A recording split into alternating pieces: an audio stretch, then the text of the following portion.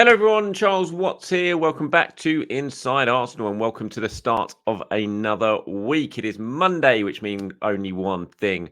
Sheffield United versus Arsenal is here just a little bit later on today. Mikel Arteta's side will be looking to make it 7 wins in a row in the Premier League to start 2024 against the Premier League's bottom club. What could possibly go wrong, you may ask? Hopefully, fingers crossed, nothing. And 3 points, an absolute must for Arsenal tonight after results that have gone on already this weekend, which we'll talk about a little bit later on in the show. But plenty of other things to talk about. I want to talk about the prospect of Mikel Arteta's dream midfield, which is now very, very real and very, very close. Probably not tonight, although we might see it for 20 minutes or so. But that's something to be excited about potentially. Mikel's been speaking about the partnership of Declan Rice and Thomas Partey and how enticing that could be. So we'll look at that. We'll look at Mikel Arteta's points total prediction, what he thinks Arsenal are going to have to get if they want any sort of chance of the title this season. I'll do my predicted 11, of course. Got plenty of questions and comments from you guys to get stuck into as well. Right, let's start with that dream midfield, shall we? The midfield I think we've all been waiting for and we have not yet seen. Can you believe that? What is the date today? It is March the 4th. And we are yet to see Thomas Partey and Declan Rice line up with each other in an Arsenal midfield, apart from in the Community Shield, right at the very start of the season. We've never seen it in the Premier League. Fingers crossed, we will get to see it very, very soon. Probably not today. Like I said, we might see it for 20 minutes or so, but I mean, from the start, the first time in the Premier League from the start, probably have to wait a couple more weeks, maybe even until the Etihad, because that might well be the aim of what Arsenal are going to be doing over the next couple of weeks or so in terms of minutes under Thomas Partey's belt. So we might have to wait until the Etihad for that on March the 31st. But it is getting closer now, providing everybody, and when I say everybody, I probably mean Thomas Partey, can stay fit for this one. Now, Mikel has been speaking ahead of the game on the prospect of Partey and Declan Rice lining up with each other. And this is what he had to say about that potential midfield. He says, I will have to see that chemistry on the pitch and those qualities and the things we have to treat around to make sure they play to their strengths and make each other better. But I think that will be a very powerful midfield. I think they only played in the Community Shield together in midfield. That tells you how much we have missed Thomas to play the whole season, and a player like him who has not played much of us, the impact he can have for the next 3 months can be really big. And it can be really big. And that's why Arsenal have been so careful with Thomas Partey in the last few weeks. He's been training for a while now. The temptation must have been there to throw him in a little bit early, but they've resisted that temptation because they know how important it is going to be to keep him fit between now and the end of the season. Because yes, he's missed a whole chunk of the season. He's not featured at all. He's had no impact on this season so far, but there's still a lot of games to go, a lot of massive games to go, and Thomas Partey could still have a huge impact on this season. And you think of that midfield and the two of them playing together, it is a really interesting and, as I said, sort of appealing stroke enticing prospect. Jorginho's done fantastically well. He's been brilliant in recent weeks. And I don't think Thomas Partey just walks straight into midfield. I think that'd be unfair on Jorginho. But I do think certainly when you look at towards that game at the Etihad and you look at the trips to Spurs and to Manchester United between now and the end of the season, potentially Champions League quarterfinals, semi-finals to come, depending on what happens against Porto in just in a short matter of time, then you want Thomas Partey in there as well as Jorginho has done, as good as he has played. You want a fit Thomas Partey alongside Declan Rice in that midfield because it's going to make Arsenal so strong. You think how difficult Arsenal are to play against right now. You think how few chances they are giving up and how much of a struggle it is for teams to get anywhere near the Arsenal goal.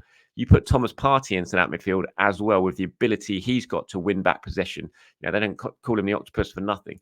You suddenly stick him into that midfield as well alongside the likes of Declan Rice. It's going to be even harder. You know, Arsenal's defensive numbers are incredible right now because of the work that the midfield are doing and because of the work that the centre-backs and the full-backs are doing. You throw Thomas Partey into that mix as well, and the potential for it to get even better is right there staring you at the face. And it is, as Mikel said, it can be a very powerful midfield. And I'm really interested to see how that works out playing together.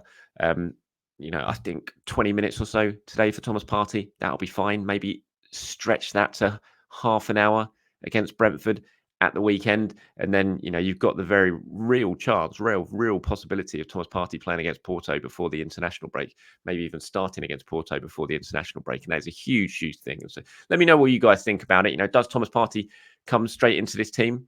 When he's fit, once he gets a few minutes under his belt, do you throw him straight back in? Is that harsh on Jorginho? How much are you excited about the prospect of Declan Rice and Thomas Partey? How do you think that would work? I mean, you would think it's going to be Thomas Partey as a deep lying midfielder, kind of in the Jorginho role at the moment, and Declan Rice playing a little bit further ahead for now, but we shall see. Let me know, as always, in the comments below. Okay, talking about points targets now, Mikel has been speaking about it. He gets asked this a lot in press conferences. What points do you think are going to win Arsenal the title? Or do you think you need to have a realistic chance of winning the title? Sometimes he's quite open to talk about it. Sometimes he's not. He did actually give a number this time. This is what he had to say in the press conference in one of the embargo sections, which has come out for the newspapers today, went live on the internet last night at 10:30, those quotes. He says, "You always ask me this question and I never get it right.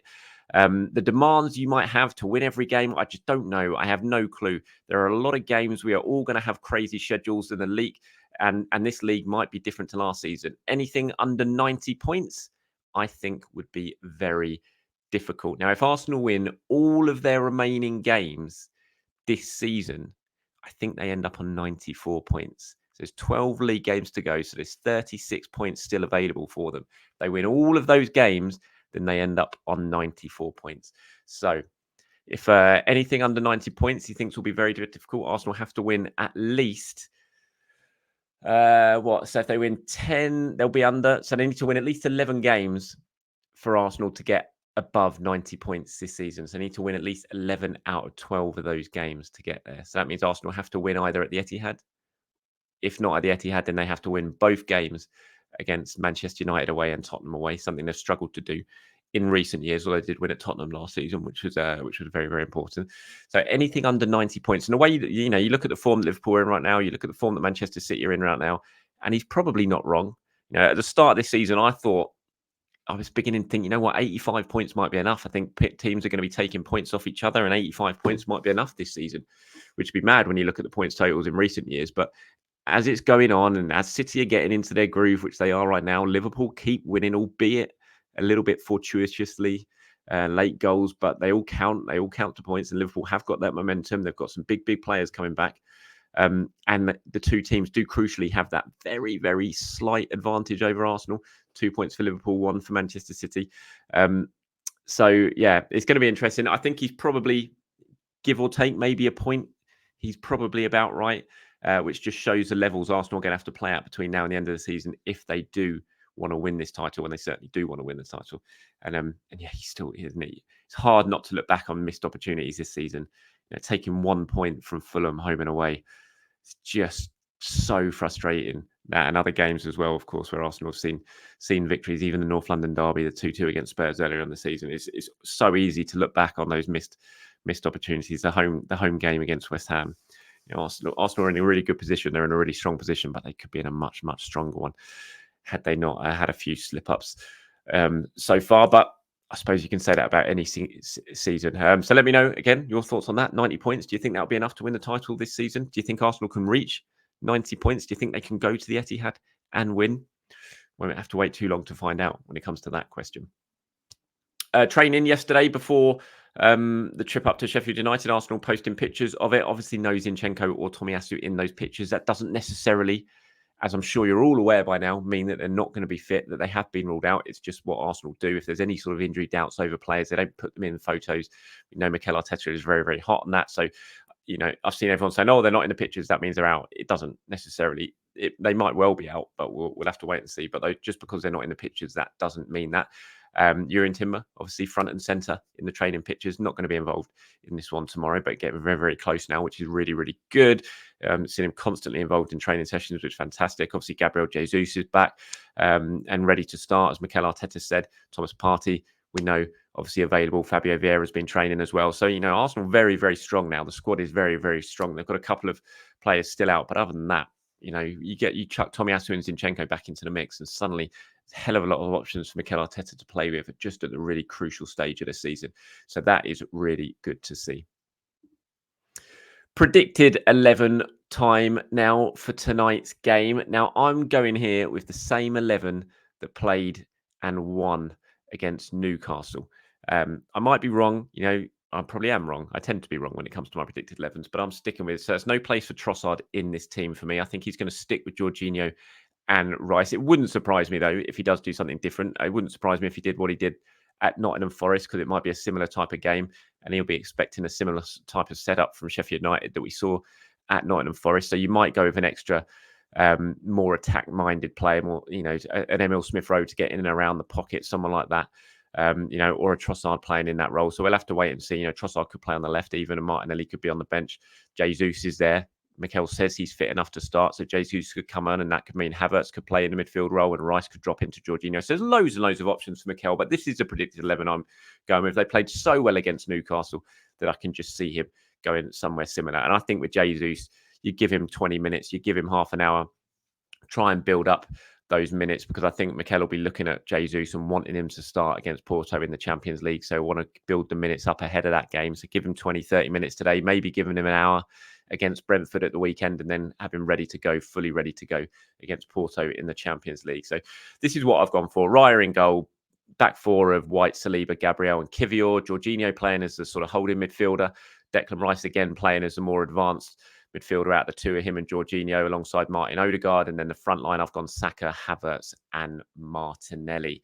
It'll be interesting to see if that is correct or not. We won't have to wait too much longer to find out. But like I said, wouldn't surprise me at all if we do see something a little bit different. Maybe Smith-Rowe coming in, or Jesus getting some minutes. We'll have to wait and see, or Trossard even. But let me know your thoughts. Do you agree with that starting 11? Let me know. And also, tonight's show, I'm not going there. Obviously, I said that. I can't make it, but I'm going to be watching the game at my dad's, actually, and go around my dad's to watch it. I might do a video afterwards, player ratings wise. It just depends. I've got to pre-record tomorrow's show. I've got to do that tonight after the game, because I'm out in the morning, got to take my son somewhere.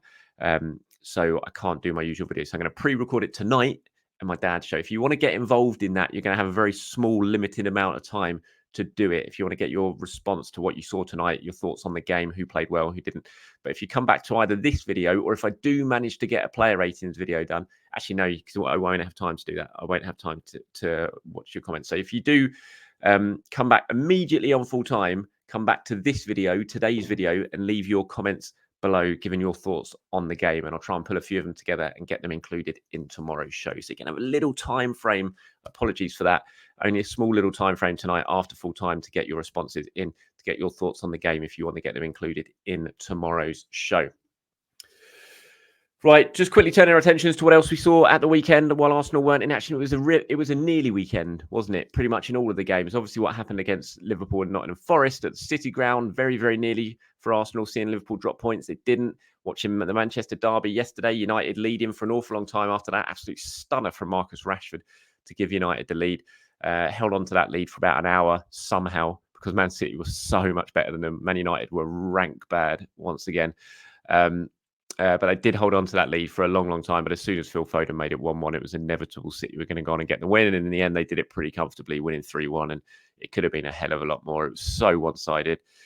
Just Man City was so much better than Liverpool. They played very, very well. Foden, brilliant once again from Phil Foden. Haaland getting his goal after that incredible miss at the end of the first half that he put over. So in the end, everyone got maximum points. Even Spurs did, Villa did. Both of those looked like they were going to drop points at some point during the weekend, but they didn't. They managed to turn it around, and so it's all pressure on Arsenal now. Everyone in that else in the top 5 won. Arsenal have to back that up and win it today. If they do that, they go back to within 1 point of Manchester City and 2 points of Liverpool.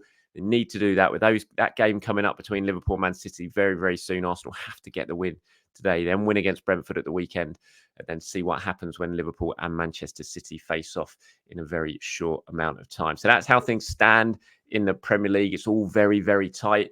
The women yesterday, brilliant for them, winning the North London derby 1-0. Pretty tight, scrappy game, to be honest. I didn't see all of the second half, saw all of the first half. Arsenal were, the better team, but Tottenham did look a little bit dangerous when they did get the ball and break a couple of times. You always felt it was a matter of time before Arsenal eventually found a way through. They did that. Alicia Russo scoring after Beth Meader got in at the back post. Fantastic attendance again, 60,050, another sellout, second successive sellout for the women at the Emirates in the WSL. Fantastic to see. And yeah, really good North London derby win for them, which keeps them still just about in it in the title race. Still trailing Manchester City, obviously, who are leading the way at the moment and in really good form. Chelsea above them as well. So we'll have to wait and see if Yoni Seidervel's team can go on and win this title. But yeah, they're going to have a very, very strong end to the season if they're going to do that. But big win for them yesterday. A fantastic crowd once again. Right, moving on to some of your questions and comments before I wrap this up. Here's one from Josh. He says, "Hi, Charles. I'm wondering, with the emergence of White inverting at right back and Timber potentially coming back soon, who can also invert, do you see any way for Kieran Tierney back into the squad? I know he's more than likely going to go in the summer, but I feel Tierney could do really well in the left-back role Kivior is playing in now." It's a short answer, but no, not really. Josh, I think Tierney's time at Arsenal is coming to an end. I don't know where he's going to go in the summer. Arsenal were open to selling him permanently last summer. They couldn't do that. No real bids came in for him, so they've sent him off to Sociedad. Whether Sociedad will turn that permanent in the summer, we'll have to wait and see. He's made a good impact there, but he has had really injuries again, which have disrupted his season. Are Sociedad going to look at that and look at his previous injury record and think, you know what, it's just too much of a risk to turn this permanent? We'll have to wait and see. But I don't see a way back for him at Arsenal. I have to say, I think he'll still move on. Whether that ends up being another loan, hopefully not, but we'll have to wait and see in the summer. Here's one from Kalu. Says, "Hi Charles, Michael from Hi Charles, Michael from Calgary in Canada. Hi Michael, hope all is well. You say, I enjoy your daily updates. Thank you. I observed the mad celebrations of Liverpool over Nottingham Forest, and even Van Dijk was making a video with his phone. So my question is now, where are all the celebration police of Keys, Carragher, Neville, and the likes? If it were Arsenal, all those good-for-nothing pundits will be talking nonsense." Yeah, they will, but look, it's the way of the world, isn't it? We know it happens. That's why it's so frustrating when it does happen, when everyone makes such a big thing about it from Arsenal. It's also hypocritical. It always is.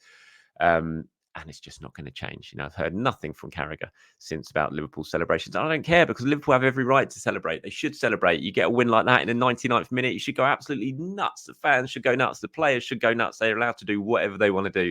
It's football. It's what it's all about. You get a goal like that, you should enjoy every single moment of it and celebrate every single moment of it, whether you're Arsenal, Liverpool, Spurs, Chelsea. I don't care. Even if I hate the team, they still deserve to celebrate big wins like that, because it's what football's all about. And anyone who says you shouldn't celebrate, no matter what stage of the season it is, who against, are just completely idiotic, I have to say. So, yeah, that's the answer for that one. Michaels. Avi says, "Could you explain the decision to embargo certain questions? Are the more serious questions held back for embargoed section, or are certain journalist papers allocated to the embargo section?" Well, the reason the embargo section is basically to keep fresh content available. So Mikel had his press conference on Thursday this week ahead of a Monday night game. So it's a long, long time before the game actually kicks off. So if you just put all the answers out straight away in the live section that you see sort of beamed live on Sky Sports at the time, then there's nothing left to fill the newspapers with new quotes building up to the Monday night's game. So you'll embargo it. You have the live section, which goes out live, which, as I said, you see beamed onto the TV pretty much from Arsenal. You do see it. It goes out literally live most of the time. And so you'll get certain groups of journalists who ask questions in that. So the Sky reporter will do it. The TalkSport reporter will do it. A lot of the rights holders will go first in that section, because obviously they pay money to have the rights. So, as I said, Sky, BBC, TalkSport, things like that. And then some other people will go in that. I tend to go in the live section when I'm there, because my stuff's all sort of internet based, so it goes out live. It can go out live. So I tend to ask my questions in that section of the press conference. And then there'll be embargo sections. So you'll have some, say it was a Thursday night, you'll have some embargo that will go out for the Saturday newspapers, for the weekend newspapers. So it will go, those questions will, you can put them online at 10:30 p.m. basically when the newspaper back pages come out early, and you can see what the back pages are. So they can go online on the internet side of the newspaper. They can go on 10:30, and then they're in the morning papers, and then you have again embargoed for the Sunday newspapers, and then you have some that are embargoed for today, like the comments I've started this video on, talking about Thomas Partey and Declan Rice and Mikel Arteta talking about 90 points. That was all part of today's embargo section, so that the papers this morning have some fresh quotes just to build it up. So that's what it's all about. It's not, you just have, it's just to keep fresh content, basically, so that there is new stuff for the newspapers to go for and to have. And It's just how it's always worked. There's always been embargo sections. So I hope that makes sense. That sounded a bit jumbled the way I tried to explain it, but I hope it makes sense for you. And last one here from Depressed Onion 6320 says, how much of an effect is this 19-day gap going to have between games? It's good for getting players fit, but after Porto, that's a long wait for the City game and a lot longer if we lose. I mean, it is, but look, City are in the same boat pretty much. I think they're going to have one extra game from Arsenal because they're going to be playing in the FA Cup that weekend. But then everyone's got the international break. So it's not like, that 19-day gap, Arsenal aren't going to be playing for 19 days, but everyone else, Man City, are going to be playing, 3 games building up to that 21st. They're not. All their players are going to jet off on international duty as well. So it's only a little bit of a difference. It's why when Mikel spoke about it in his press conference on Thursday, he didn't sound too bothered about it. It was like, it's a difference of a few days. So, yeah, I mean, ultimately, how much of an effect is it going to have? We're going to have to wait and see. We'll have to, see what results happen after the international break. But I don't think it's going to have a major issue. It's just frustrating. Arsenal would have liked to have had a game at the weekend. I think the biggest effect it's going to have is the fact you're going to have to squeeze the Chelsea game in somewhere later in the season, potentially ahead of the North London derby at Spurs, which you'd ideally want a free week leading up to that game rather than the match against Chelsea squeezed into the middle of that week. So thanks for your question, Depressed Onion. Thank you, everyone, for getting involved in today's show. Do have a very good Monday. I hope you enjoy the game later on tonight. And like I said, if you want to get involved in tomorrow's reaction show, you'll have to come on very, very quickly after full time and give your thoughts in the comments section on this video if you want to get involved. Till then, everyone, have a very good day. Speak to you soon. Bye-bye.